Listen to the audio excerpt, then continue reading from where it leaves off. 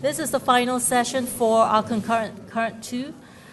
We have such an exciting presentation, and this is our final presentation. Our final speaker is an educator currently teaching academic skills and linguistics at the NIE, UniSim, and the NUS. She is also a PhD student at Lancaster University. With a background in language testing, she is researching language assessment practices of digitally mediated classrooms. Please let's welcome Ms. Chan Xiao Yun.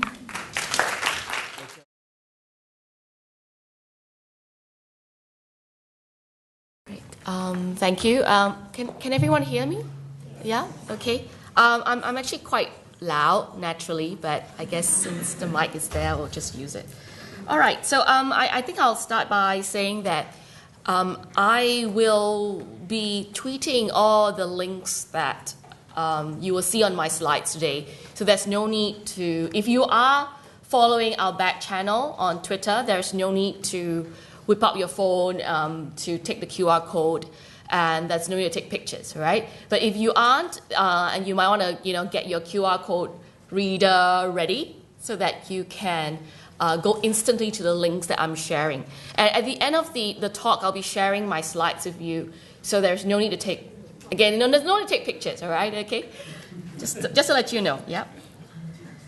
And if you have any questions for me along the way, back channel, I have it right in front of me. I may not be able to answer you because, we are short of time, but I'll get back to you definitely at the end of the talk. Okay, so Rachel has really kindly introduced me. You can find me on Twitter, and if you are following the hashtag eFiesta, you can, you really know who I am because I've been tweeting furiously. You can find out more about me on my about.me page. I am a PhD student. My interest is in assessment of digital literacies. About to start collecting data soon, I hope. And I also consider myself to be an educator. I was a full-time lecturer here for a while, and then I decided to leave so that I can have a bit more flexibility, when it came to collecting data and so forth. Okay. So back channel, you already know the back channel. I sometimes like to use, I sometimes like to use Tagboard because Tagboard can kind of track the hashtag across multiple social media platforms at the same time. So if you want to see what's going on Instagram, all right, Tagboard is really good. And okay, outline for today. Today I'm going to talk about what formative assessment is. By the way, I'm so glad that so many of you are here today because I know the word assessment kind of tends to strike fear in the hearts of many, especially Singaporeans. But I see, you are not scared, so that's a good sign. That's a good sign. I'm going to talk briefly about what social learning is and how we can sort of combine social learning and formative assessment. And then we'll try as a group, right, to use social media for a bit of formative assessment, okay? Don't worry, there are no grades involved. Okay, so no grades involved. So I'm sure somebody was talking about, the freedom to fail, right? So I hope you're not all feeling that room to fail potentially now. I'm going to ask you to do a short quiz, all right? So you should, if you are on our back channel, see the link to the quiz. So if you can't see the link, you can just use the hashtag. Sorry, not the hashtag, the QR code.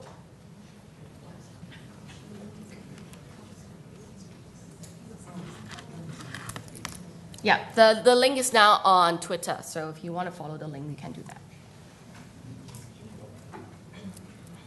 So I would suggest that you work with a partner, all right? There's no such thing as cheating on this quiz, okay? You can use whatever resources you have to try out the quiz. No marks, no grades. 2 more minutes. I'm sorry, this has to be a timed quiz.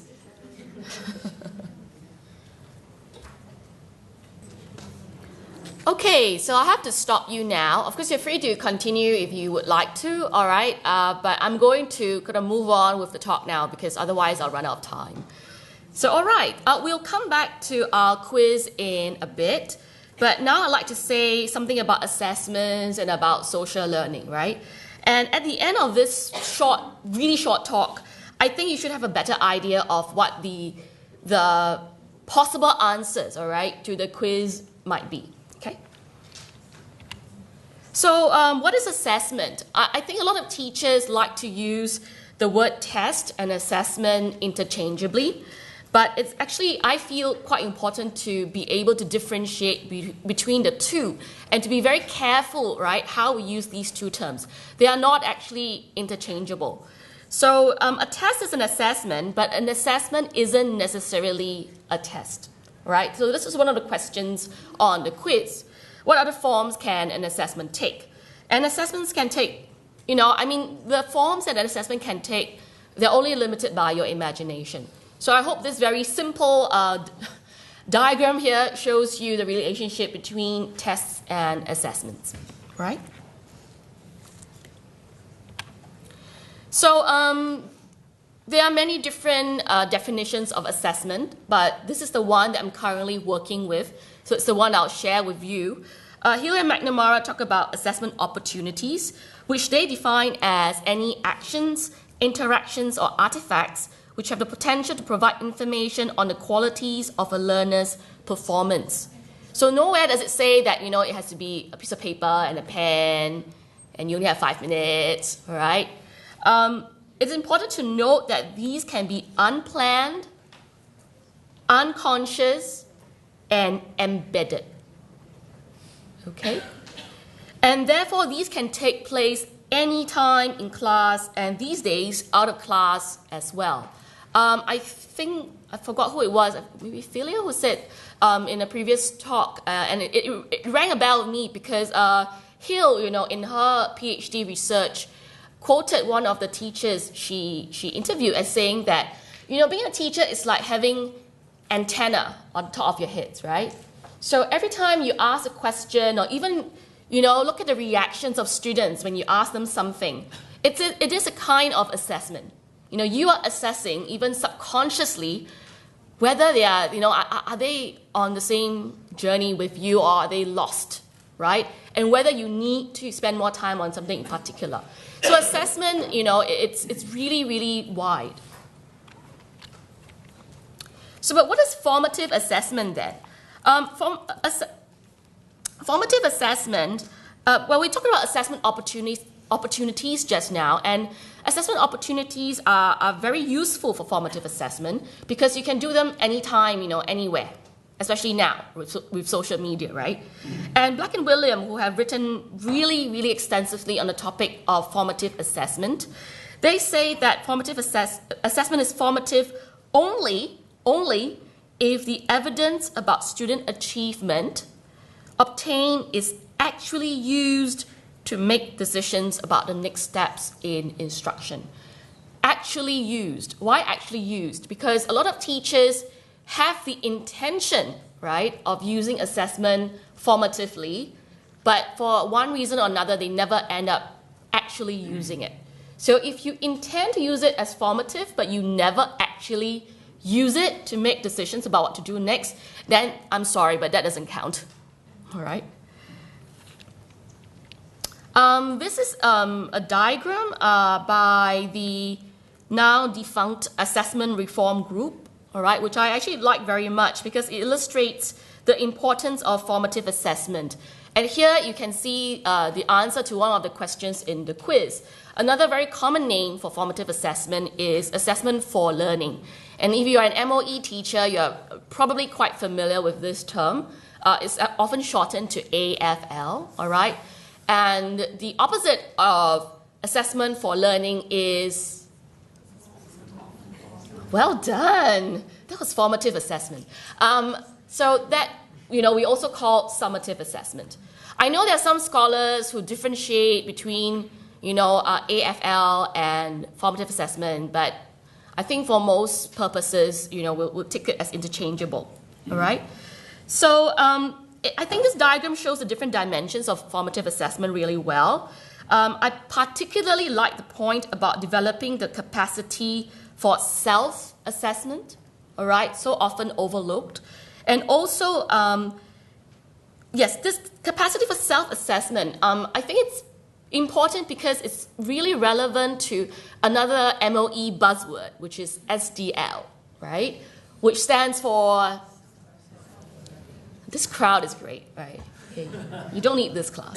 All right, so SDL, self-directed learning, and I personally feel that, to be a self-directed learner, you do need the ability to do self-assessment, right? Because there will come a point where there'll be no teacher. So what do you do? So in their definition of AFL, the 3 aims are to find out where the learners are, where they need to go, and how best to get there. So these are the 3 aims of assessment for learning. And William of Black and William recently shared this chart, all right, which I think shows, again, it's very useful because it shows us the respective roles of teacher, peer, and learner in achieving those 3 aims that I just mentioned. So it's not just the job of the teacher, right? Everybody in the classroom has a role to play. So as you can see, formative assessment, if it's done right, it ought to cultivate active and collaborative learners, which we all want, right? In this sense, I think formative assessment is really crucial if we want learners to develop, wait for it, another buzzword, 21st century competencies. It's like bingo, let's see how many buzzwords I can hit. So if you're not convinced of the importance of formative assessment by now, I'm not sure what else I can say. Okay. So what's the difference between summative or assessment of learning and formative assessment, which is assessment for learning, right? So the difference is not in the form, because I did say that, it can take any form, right? Sky's the limit, but it's in the function. So the primary function of summative assessment is to rank, to certify, right? You get a cert, very important in Singapore, and for accountability, right? Because the school, MOE, PISA, OECD, they want to know. They want to know what's going on, right? So we need that. Whereas for formative assessment, it's actually used, right, by the teacher and by learners themselves to meet learner needs. And typically, we get grades and marks after we have finished a summative assessment. And that's, of course, the scariest part, right, of the assessment process. However, in formative assessment, it's usually the case that there are no grades or marks involved, just feedback, okay? And some of you might be thinking, why can't we have both? The problem is that a lot of research, which has been reported by Black and Williams, says that students who get both will ignore one. Which one do you think they'll ignore? Feedback or marks? Feedback. They won't look at the feedback. Come on, that's what we do too, right? What's the first thing we look at when we get assignment back? Marks, right? Grades. If we're happy with the grades, yay, I can put this away. Not happy, I don't want to look at it anymore, it's depressing. So one of the ways to actually make them focus on the feedback is not to give them the marks or the grades, or if you can, hold it off till, some time after, okay? So this habit of, being obsessed with grades, unfortunately, is really, really, really hard to break. And I think this makes marks, really unuseful for learners. Okay. So what are some other reasons for formative assessment? Black and William have reported significant learning gains, all right, from a review of the literature.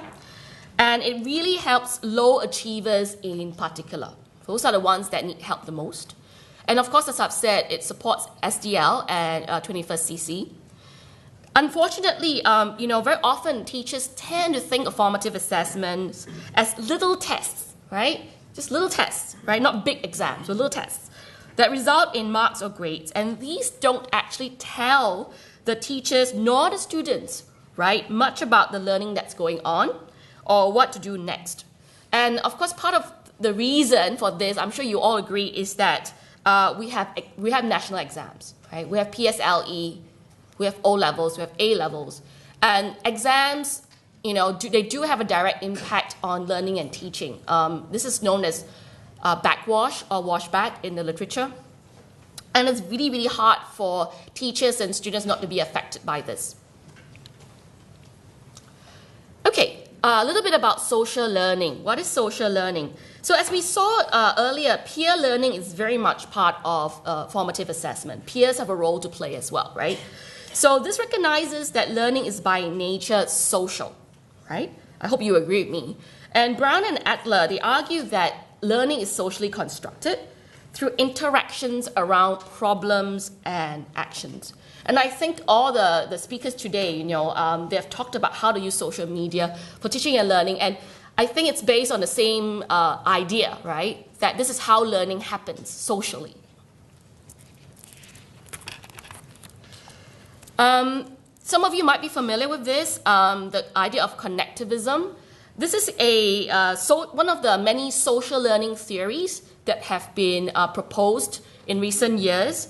And Siemens bills this theory as a learning theory for the digital age. A bold claim. Connectivists, they think of knowledge as something that's distributed across a network, right? It doesn't reside in one person. And therefore, learning it's about constructing and traversing, all right, these networks. If you're unable to construct and traverse these networks, right, you will be at a severe handicap when it comes to learning in the 21st century. Okay, so I realized that I've gone way too slow. So, all right, so now you can look at the answers you have submitted. And what I would like you to do, all right, we're going to put social learning into practice now, all right? And we're going to do some peer and self-assessment. So you go to this link, all right, which I've also tweeted, or you can follow the QR code, and you will see the answers that were submitted by this crowd, or maybe people outside, I don't know. And knowing what you do know now, all right, about assessment, assess the answers that were submitted, all right? And you can use insert comment if you are on the laptop right now, but if you're not, then you might find that difficult. Please feel free to tweet your feedback or ask further questions. Or if you want to correct something that you submitted earlier, you can do that as well on the back channel. If you see questions, right, by other people, I would strongly encourage you to answer them. This is really social learning in action. Yeah.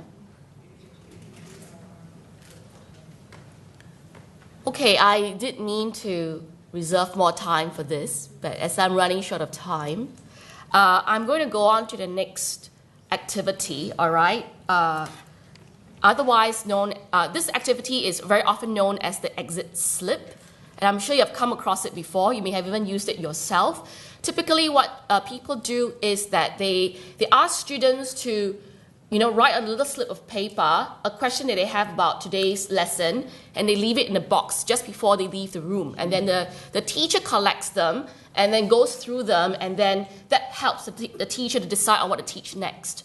But this is the digital age, all right? So we're going to use social media to do that. So tweet or post one question about formative assessment with this hashtag. Or if you prefer, you can continue with commenting on the quiz answers. So I see questions coming in. After you have tweeted your question, I would highly encourage you to try and answer one of the questions asked by the other people in the room right now. Okay, looking at the time, I think I should carry on. So next activity, All right, it extends beyond this session. First of all, I want to give you the link to my slides. If you're on Twitter, you already have it because I tweeted it like a couple of minutes ago. But if you aren't, then you can use your QR code reader. So first copy the link. Okay, so once you've copied the link, or you have the link open on your browser, this is what I would like you to do next. At this moment, or if you like, after you leave this room, but don't forget, yeah? Traverse your PLN, all right, your personal learning network. It's time to extend this, beyond the confines of this room. Share the link to my slides with colleagues or your PLN or anybody who you think might be interested, and start a discussion with them, right, on how you might use formative assessment strategies for social learning in your own teaching and learning. Okay? Invite their feedback, their questions. I welcome their feedback and questions as well. Okay?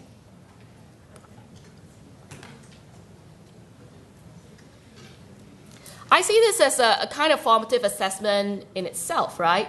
Because when I get questions and feedback, most of the time it really forces me to rethink what I understand of formative assessment as it stands now, right, in my current context. And that, I think, is incredibly useful to me because, this is part of what I'm researching. So I take this session today as a kind of formative assessment for myself, right? And, a social learning experience for myself as well. Okay. So, just a summary because we have like 1 minute left. So today I talked about what formative assessment is. We've also looked at what social learning is very briefly. And I've also tried a few activities with you so that you can, get started, right, on using social media for formative assessment. I've also tweeted a few minutes ago my DIGO list on assessment literacy, big topic now in assessment circles.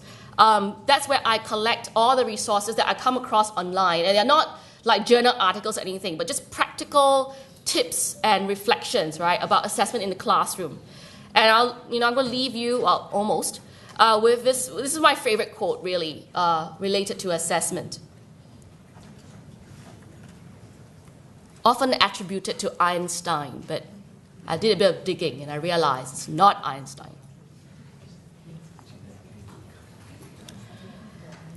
My references, I don't expect you to read this, but when you get my slides, you can refer to it if you like.